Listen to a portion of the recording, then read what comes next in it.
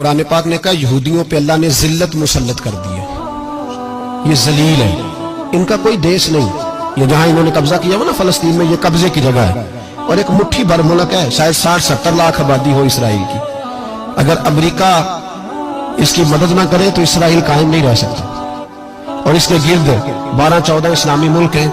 بیت المقدس مسجد اقصی معمولی جگہ نہیں، حضور نے فرمایا 3 سفر کرو تو سمجھنا ہم عبادت کر رہے ہیں۔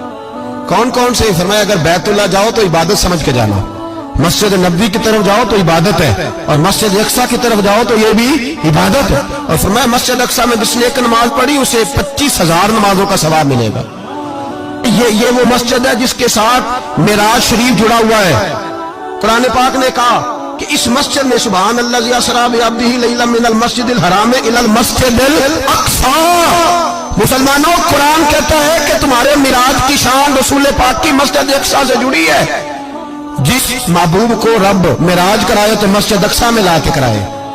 وہ جگہ معمولی جگہ ہے، وہ معمولی جگہ ہے، مسجد اقصی۔ نبی پاک نے وہاں نبیوں کی امامت کرائی، 17 مہینے اس مسجد کی طرف منہ کر کے تیرے اور میرے رسول نے نمازیں پڑھی۔ چھوٹی جگہ ہے، اور پوری دنیا کا مسلمان اسے چاہیے شرم سے گڑ جائے۔ ایک امریکہ کا صدر بول کے کہتا ہے کہ اسرائیل کو اجازت ہے اسے دارالحکومت بنائے، اور مسلمان حکمران بیان دے رہے ہیں ظالموں، لٹیروں، تم اپنی سیاستیں چمکانے کے لیے پہلے ایک دوسرے کو گالیاں دیتے ہو، پھر اکٹھے بیٹھ جاتے ہو نمبرنگ کرنے کے لیے۔